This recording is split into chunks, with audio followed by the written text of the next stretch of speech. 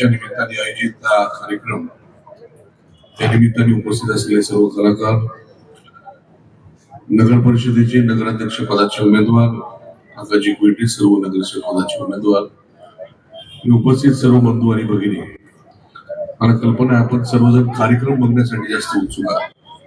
पण जास्तीचा वेळ आपल्या सर्वांचा घेणार नाही. एवढीच विनंती करेल का आपण सर्वांनी मला 2024च्या गेल्या वर्षी झालेल्या विधानसभेच्या निवडणुकीमध्ये आपला आमदार म्हणून दुसऱ्यांदा काम करण्याची संधी दिलेली आहे आणि त्या टर्मचे 4 वर्ष अजून बाकी आहे. मी माझी जबाबदारी प्रामाणिकपणे पार पाडणार आहे. जो काही निधी आपल्या कोपरगाव शहरासाठी त्या ठिकाणी लागतो तो निश्चितपणे मी राज्य शासनाकडून मंजूर करून आणणार आहे. परंतु मी आणलेला निधी प्रामाणिकपणे आपल्या कोपरगाव शहरासाठी खर्च जर करायचा असेल, नियोजनबद्ध खर्च करायचा असेल, त्या ठिकाणी माझ्या हक्काचे नगराध्यक्ष आणि नगरसेवक असणं फार गरजेचं आहे. तर आपण इतिहास पाहिलेला आहे. इतिहास असा आहे का आपल्या विरोधकांनी कायम आपल्या चांगल्या कामामध्ये खोडा घालण्याचं काम केलं. कोर्टात असेल, सभागृहामध्ये असेल, कायम विरोधी ठराव करायचे आणि त्यांना आपल्या कामाशी कुठलंही घेणं देणं नाही. आणि म्हणून आपण सर्वांना विनंती आहे, मी काही ही सत्ता दुसऱ्या कुठल्याही कामासाठी त्या ठिकाणी अपेक्षित नाही. फक्त आणि फक्त आपले काम, आपल्या अडचणी त्या ठिकाणी दूर व्हाव्यात आणि म्हणून ही सत्ता एका बाजूने त्या ठिकाणी असली पाहिजे, एवढी विनंती आपल्या सर्वांना करतो. आपण सर्वजण मोठ्या संख्येने या कार्यक्रमासाठी उपस्थित झालं त्याबद्दल आपल्या सर्वांचे आभार व्यक्त करतो. आपल्या सरपंचच्या वतीने सर्व कलाकारांचे मनापासून स्वागत करतो आणि माझे 2 शब्द थांबवतो. धन्यवाद. गेल्या 3 आठवड्यापासून या निवडणुकीच्या धामधुमीत, या निवडणुकीच्या रणधुमाळीत प्रचार सभा, रॅलीज या धकाधकीच्या काळामधून थोडासा विरंगुळा मिळावा म्हणून राष्ट्रवादी काँग्रेस पक्षातर्फे हा कार्यक्रम आयोजित केला गेला. या ऐतिहासिक कोपरगाव नगरीत मी प्रथमतः मनपूर्वक स्वागत करतो. कोपरगावची ही एकेकाळची कला पंढरी, राज दरबारात असलेले मानाचे स्थान असलेले शाहीर परशुराम, आपल्या कलेचा अट्टेपार झेंडा रोवणाऱ्या कला सम्राज्ञी कौशल्याबाई कोपरगावकर, ज्या गाड्यावरचे नुसते स्वर जरी काने पडले तरी केरळ पासून कन्याकुमारी पर्यंत प्रत्येकाच्या भारतीयाच्या अंगावर रोमांच उभे राहतात अशा ए मेरे वतन के लोगो या गाण्याचे संगीतकार सी रामचंद्र यांच्या कोपरगाव नगरीत आलेल्या सर्व कलाकारांचे मी मनापासून स्वागत करतो. कला संस्कृतीला जोपासणं, प्रोत्साहन देणं ही आमची कला पंढरी. कलेसोबत हजारो वर्षाचा समृद्ध पौराणिक वारसा लाभलेले हे कोपरगाव गुरु शुक्राचार्यांची नगरी, प्रभू आणि माता सीता यांच्या पदस्पर्शाने पावन झालेली ही भूमी, एकेकाळची गुलाची पंढरी म्हणून ओळखलं जाणारं कोपरगाव आज विविध क्षेत्रात प्रगती करत आहे. आपलं कोपरगाव बदलत आहे. आशुतोष दादांच्या साथीनं विकासाचा रथ कोपरगावचा असाच गतिमान राहणार आहे.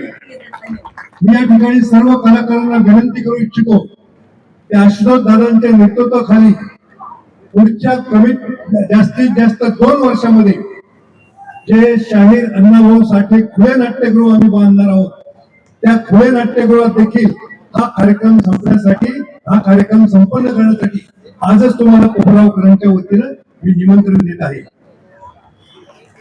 कोपरगावकरांना एक विकासाचं व्हिजन घेऊन आम्ही पुढे आलेलो आहोत. स्वच्छ, समृद्ध, सुरक्षित आणि स्मार्ट कोपरगाव हा आमचा ध्यास आहे.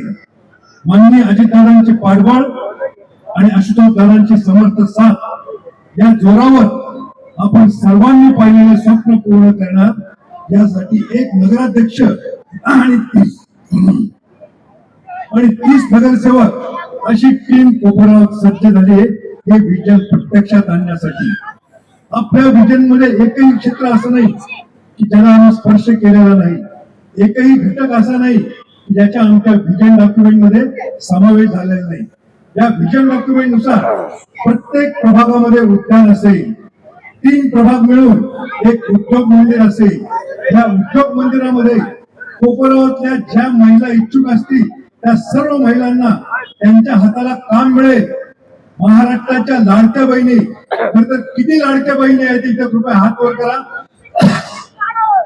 प्रत्येक प्रचार सभेत मी या लाडक्या बहिणींना सांगितलेलं आहे, तुम्हाला दर महिन्याला आशुतोष दादा हा तुमचा लाडका भाऊ दर महिन्याला लाडक्या बहिणींचा अनुदान पाठवतो.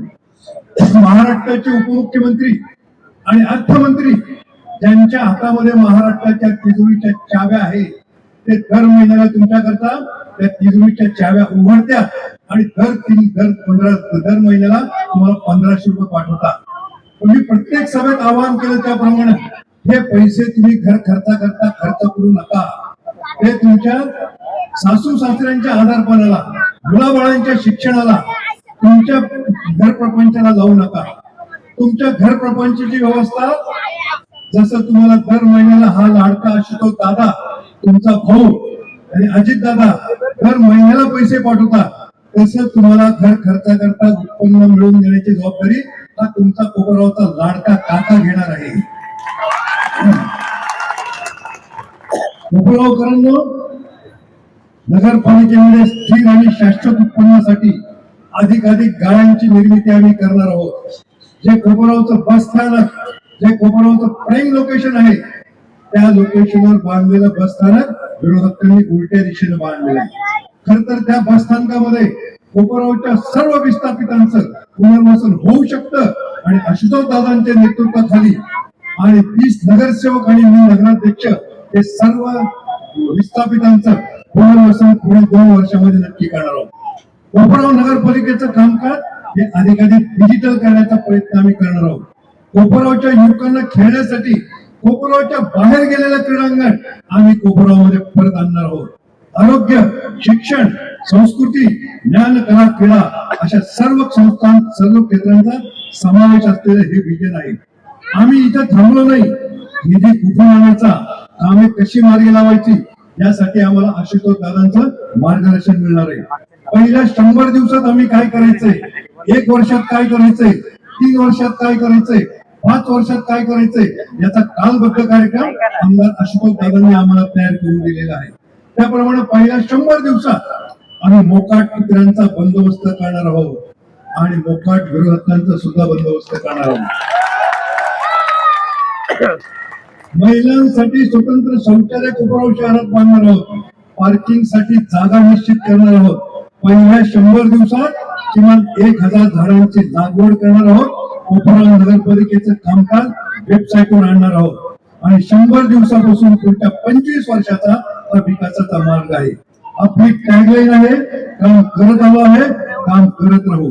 हा विकासाचा रथ आशुतोष दादांच्या नेतृत्वाखाली आणखी गतिमान होणार आहे. तरुणाईला आम्ही ऊर्जा देणार आहोत. कोपरावमध्ये बदल दिसणार आहे, बदल घडणार आहे आणि कोपराव राज्यामध्ये 1 नंबरचा आपल्याला बनवायचा आहे. याकरता आपण सर्वजण आशुतोष दादांच्या नेतृत्वाखाली जे घड्याळाच्या चिन्हावर 30 नगरसेवक आणि मी नगराध्यक्ष पदाकरता उभा आहे, आम्हाला निवडून द्या अशी विनंती मी करतो. जाता आता एक छोटीशी बातमी मागच्या कानावर आलेली आहे. एक बातमी माझ्या दृष्टीने अशीच महत्वाची आहे. ज्या समता पॅटर्नचं विरोधकांना एलर्जी झालेली होती, ज्या समताच्या मागे विरोधकांनी चौकशीचा ससेमेरा लावला होता आमच्या काही थकबाकीदारांना हाताशी धरून, त्या चौकशीला आता पूर्ण विराम मिळालेला आहे. सहकार मंत्र्यांनी ही चौकशी थांबवलेली आहे.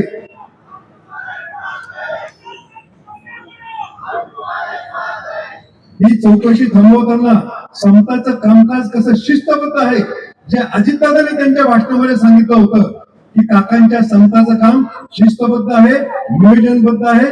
महाराष्ट्राचा उपमुख्यमंत्री, महाराष्ट्राचं सहकार खातं ज्या राष्ट्रवादीच्या ताब्यामध्ये आहे त्या अजितदादांनी ज्या मला शिफारस पत्र दिलं होतं त्या शिफारस पत्राला सुद्धा डावलून विरोधकांनी त्यामध्ये अडचणी आणण्याचा प्रयत्न केला होता. आणि विरोधकांचं काम एकच, आशुतोष दादांच्या कामामध्ये अडचणी आणायच्या, आशुतोष दादांच्या कामामध्ये खोडा घालायचा. यांचं नावच आपण काय ठेवलेलं आहे, खोडा पार्टी. तेव्हा या खोडा पार्टीचा पराभव करण्यासाठी आणि आशुतोष दादांच्या पॅनलचा विजय निश्चित करण्यासाठी आम्हाला साथ द्या. धन्यवाद धन्यवाद धन्यवाद. जय हिंद, जय महाराष्ट्र, जय कोपराव आणि जय राष्ट्रवादी. नवीन ठिकाणी येणं, नवीन प्रेक्षकांना भेटू शकणं, ह्या गोष्टी मला खरंच मनापासून आवडतात. भरभरून प्रेम लोकांचं जाणवतं आणि वेगवेगळ्या लोकांची गप्पा मारता येतात.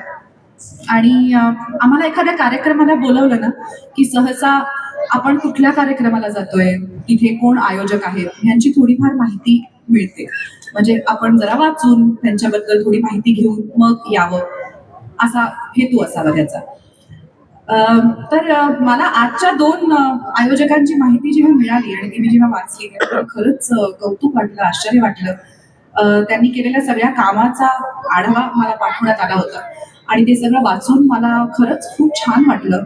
बऱ्याचदा यायचं म्हणून कार्यक्रमाला अनेक लोक येतात, पण आज मला या कार्यक्रमाला येऊन याचा आनंद होतोय की खरं काम करणाऱ्या लोकांसाठी 4 गोष्टी करू पाहणाऱ्या अशी वृत्ती ठेवणाऱ्या 2 व्यक्तींच्या कार्यक्रमाला मी इथे उपस्थित आहे.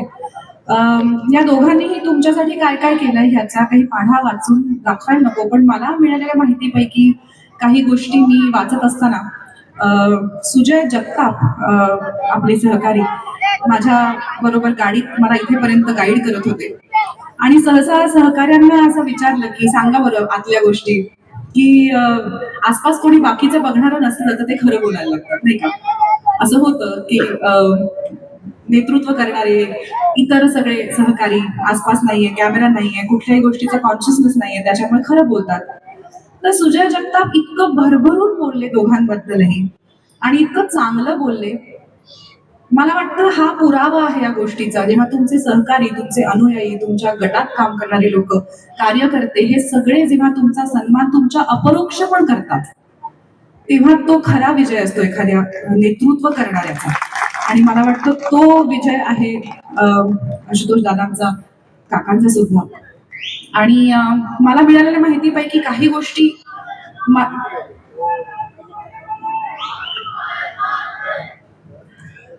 मला असं कळलंय की कोरोनाच्या काळात 500 बेडचं जम्बो कोविड सेंटर उभारण्यात आलं. तसंच SSGM महाविद्यालयात 100 ऑक्सिजन बेड्स तयार करण्यात आले, त्याचं एक केंद्र तयार करण्यात आलं. ग्रामीण रुग्णालयात 30 ICU बेड्स तयार करण्यात आले. त्याचबरोबर सगळ्यात महत्वाचं म्हणजे तेही मला जगतापच सांगत होते, इथल्या मी म्हणत होते इथलं मेजर इन्कम सोर्स काय आहे, शेती आहे का, मग कुठलं पीक घेता, मग ऊस घेतो, मग ऊसाला पाणी लागतं, पाण्याचा प्रश्न आहे, अशा सगळ्या गप्पा सुरू होत्या. आणि मला त्यांनी सांगितलं की पाण्याचा प्रश्न हा सगळ्यात मोठा प्रश्न होता कोपरगावचा. आणि 23 दिवसांआड एकदा पाणी यायचं आणि 40 वर्षांपासूनचा हा प्रॉब्लेम 4 वर्षात सोडवणारा हा माणूस इथे उभा आहे. आणि पाण्याचा प्रश्न म्हटलं ना की मला दिलेल्या माहितीमध्ये असं लिहिलं होतं त्या एका पॅराग्राफ मध्ये की पाण्याचा प्रश्न म्हटला की मग महिलांना ते कठीण होतं. आणि एक महिला म्हणून तुम्हाला काय वाटतं असं माझ्यासाठी लिहिलं होतं. तर मी असाच विचार करता की त्यामुळे पुरुषांना पण पाण्याची गरज असते, पण माझ्या लक्षात आलं हा मुद्दा महत्वाचा का आहे, कारण पाण्याचा प्रश्न पडला की तो प्रश्न सगळ्यांना पडतो, पण त्याचं उत्तर बायका देतात, कारण घडे डोक्यावरती त्या उचलतात. तर हंडा उचलणाऱ्या बायकांच्या डोक्यावरचा हंडा उतरवणे हे खरं सोल्युशन आहे, कारण प्रश्न सगळ्यांना पडतो, उत्तर बायकांना द्यावं लागतं. तर ते मला खूप महत्वाचं वाटलं. एक स्त्री म्हणून पाणी यासारखी बेसिक गरजेची गोष्ट आपल्याला आयुष्यात मिळवण्यासाठी दिवस रात्र मैलोनमैल चालणे, त्याच्यासाठी कष्ट करणे, ओझं उचलणे हे कुठल्याही व्यक्तीसाठी योग्य नाही. स्त्रियांसाठी तर मला विशेष अजून काळजी वाटते, मी स्त्री असल्यामुळे. तर ह्याबद्दल मला आशुतोष दादांचे आभार मानावेसे वाटतात. हा प्रश्न आता 4 दिवसांआडवर आलाय, तो एका दिवसावर येईल आणि ह्यासाठीच आज आपण इथे सगळे जमलो आहोत. नेतृत्व जेव्हा एका विचाराचं असतं ना, वरपासून खालपर्यंत, तेव्हा प्रश्न लवकर सुटतात. आपल्याला आता हे माहिती आहे की आशुतोष दादांचं समर्थन आहे काका कोयटे यांना, त्यामुळे एका विचारसरणीचे लोक सगळ्या वेगवेगळ्या पदांवर आले ना की प्रश्नांचा मार्ग मोकळा होतो. आणि काकांबद्दल सुद्धा मला माहिती मिळाली आहे. अनेक वेगवेगळ्या ठिकाणी प्यायच्या पाण्याची सोय करणे, त्याचबरोबर गरजू विद्यार्थ्यांना मोफत STचा पास देणे, कोरोनाच्या काळात त्यांनी गरजवंतांना 2 वेळचं जेवण उपलब्ध करून दिलं, रक्तदान शिबिर, वृक्षारोपण आरोग्य तपासणी शिबिरं, गोदावरी नदी स्वच्छतेसाठी त्यांनी खूप प्रयत्न केले आहेत आणि अशी खूप मोठी लिस्ट आहे. आता मला तुम्हाला वेगळं सांगायला नको, हे तुमचे प्रतिनिधी आहेत, तुमच्या गावातले आहेत, तुमचे आपले आहेत, तुम्हाला माहिती आहे ते काय करतात. मला खरंच खूप आनंद आहे की आज मी खरं काम करणाऱ्या लोकांच्या मध्ये उपस्थित आहे आणि त्यांच्याबद्दल मी बोलते. कारण बऱ्याचदा अशी संधी मिळते की आम्हाला ठिकठिकाणी जाऊन बोलावं लागतं आणि बऱ्याचदा ह्यातल्या बऱ्याचशा गोष्टी खऱ्याही नसतात, पण त्या हसतमुखाने बोलाव्या लागतात कारण ते आमचं काम आहे. पण ह्याच्या मागे तथ्य असलं, सत्य असलं की ते बोलताना विशेष भारी वाटतं. तर तसं आज मला वाटतंय. खूप तुम्हाला तुमच्याच लोकांचा पाढा मी वाचून दाखवत नाही, तुम्हाला ते नीट माहिती आहे, त्यांना तुमचा पाठिंबा आहे हे मला दिसतच आहे. तसाच पाठिंबा राहू द्या. आम्हा कलाकारांवर, आमच्या कलेवर तुम्ही जसं प्रेम करता तसंच लोकप्रतिनिधींवर पण करा. तेही तुमच्यासाठी काम करतायत. मनोरंजन आणि सामाजिक कार्य या दोन्ही गोष्टी माणसाच्या आयुष्यात एकत्र असल्या की जीवन जरा सुकर होतं.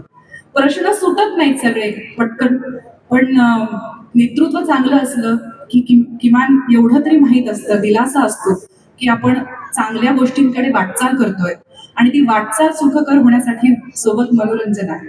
म्हणून आम्ही आहोत आणि म्हणून हे आहेत.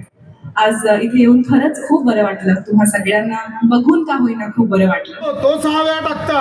अरे याला काय अडचण नाही यार, तुम्ही काय पण प्रश्न विचारता. तुम्हाला येत नाही मान्य करा, निघा तुम्ही. ए निघा नाही तुमचं लय झालं. आता मी तुम्हाला प्रश्न विचारणार आणि माझ्या प्रश्नाचं बरोबर उत्तर दिलं ना, आयोजकांकडनं 2 लाख रुपये मी तुम्हाला देणार. सुजय दादा कुठे? सुजय आहेत ना? सगळे आहेत ना? हा सगळे आहेत, सगळे विचार. हे काय? हे आता काय पण करायला लागलं तुम्ही काय पण केलं ते चालतं. हे काय आहे सांगा.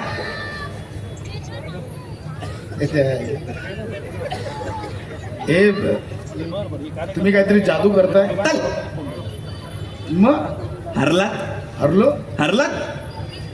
3 माणसं शॉवर घेत आहेत. हे शॉवर खाली आंघोळ करता. 3 माणसं शॉवर खाली आंघोळ करतात. आता दुसरा प्रश्न, हे काय? आता 2 माणसं शॉवर खाली आंघोळ करताय. चूक. हरलो. माणसं 3च आंघोळ करतायत. हा माणूस साबण घ्यायला खाली वाकलाय. हे तुम्ही काही बोलायला लागला का? नाही. आता तिसरा प्रश्न, हा जरी तुम्ही बरोबर दिलात नाही, ह्याचं उत्तर 2 लाख रुपये आयोजकांकडून. हे काय? 3 माणसं शॉवर खाली आंघोळ करतायत, त्यातले 2 भांडतायत. चूक. मग हरलात. 3 माणसं शॉवर खाली आंघोळ करतायत, पण हा माणूस जो साबण घ्यायला खाली वाकलेला तो याला साबण चोळतोय पाठीला. हे काही बोलताय तुम्ही. काही बोलताय काय नाही, तुम्हाला काही आलेलं नाहीये. आयोजकांनो 2 लाख रुपये माझ्या अकाउंटवर ट्रान्सफर करा. घरात खूप रिस्पेक्ट मिळतो मला माहिती आहे ना. काल बाहेर बसून जेवत होता. काय म्हणते बायको? अरे माझं सोड, तुझी बायको काय म्हणती ते सांग. माझी बायको अरे हा एवढी फालतू मला वाटलं तू असं केलं. घाबरती काय सांगतो? चळा कापती नुसती. वा वा वा. अरे नजराच्या धाकावर ठेवल्या, उठती तर उठ, बसती तर असा धाक पाहिजे. अरे मी जेवल्याशिवाय जेवत नाही. काय माझ्या उष्ट्या ताटात जेवती. काय बात आहे. वा अरे वा. धाकात झाकड सांग ना काय जो मला तरी कळू दे काय नाही, कुणी जरा मिस कॉल टाकलं, जरा चेक कर. अरे मेसेज आहे मेसेज हा. आहे, वाच जरा वाच. का तू वाच की. नाही ते मेसेज वाचायचा चष्मा मी आज आणला नाही. इंग्लिश वाचता येत नाही सांग. वाचे. सुनाई ना पण बायको आहे माझी. अरे हा. हे बघा, भाजी घेऊन लवकर घरी या. रस्त्यात थापा मारत बसू नका, नाहीतर तंगड तोडून हातात देईन. कळलं काय? फुली अरे मा फुली कळलं का?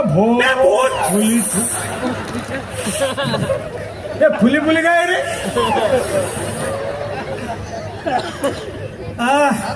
ते मार्केट मधनं येताना फुले घेऊन ये असं तिने ड्रॉइंग मध्ये दिलं. अच्छा. मी काय म्हणतो, हा. एक जरा 100 रुपये देतो का तुम्हाला? 100 रुपये? ते मार्केट मधनं फुलं घेऊन जायची. तुझी पैसे छापायची मशीन आहे ना? आता बंद पडली ना. बंद पडली. अरे काय तूच दे बा 100 रुपये. हा? घरात रॉकेल नव्हतं, बायकोली रॉकेल घेऊन येणं गिळायला मिळणार नाही, तर बाहेर पडलो तू भेटला, दे बाबा रॉकेल तरी घेऊन माणूस आहेस रे, येतो. घे. थँक्यू. जा जा. हा. आणि ऐक काय काय? आज तरी बायकोचा मार खाऊ नको. हे आता बायको मला मारत नाही, हा. हल्ली पोरगाच तुडवतो. ए, भाऊ,